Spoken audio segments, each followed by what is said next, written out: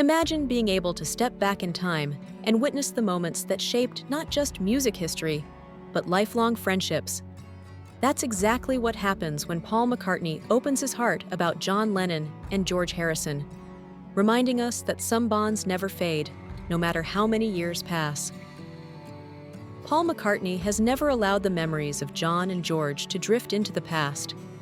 Every year, he honors their birthdays with heartfelt tributes, works their spirit into his concerts, and speaks openly about the brotherhood they shared. When he does, it feels like we're quietly standing beside them, catching rare glimpses of the warmth away from the spotlight. That same intimacy takes center stage in the documentary Beatles 64, which premiered last November 29th. Directed by Martin Scorsese, it's less a traditional history and more a time capsule. Using rarely seen archival footage and fresh interviews, it transports us to February 1964, when the Beatles first landed in New York. Having already conquered the UK and Europe, they were about to ignite Beatlemania in America.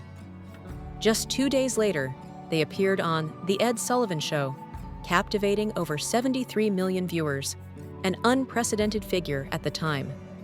The documentary goes beyond the roar of the crowd, showing the unshakable connection between John, Paul, George, and Ringo, making it almost impossible to picture them apart.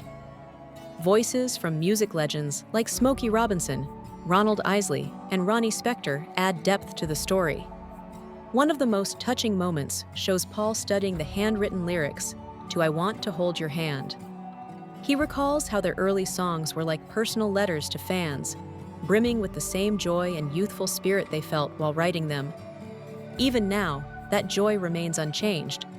Then comes the question, if John and George were still here, what would Paul say to them?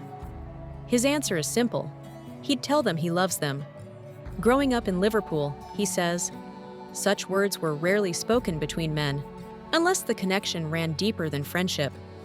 It's a moment that makes you think about your own life and the people you may want to say those words to before it's too late. If you could step back into a moment from your past, who would you want to see, and what would you say? Do you think the Beatles' bond is the secret behind their timeless music? And how might music history have changed if John and George were still with us today?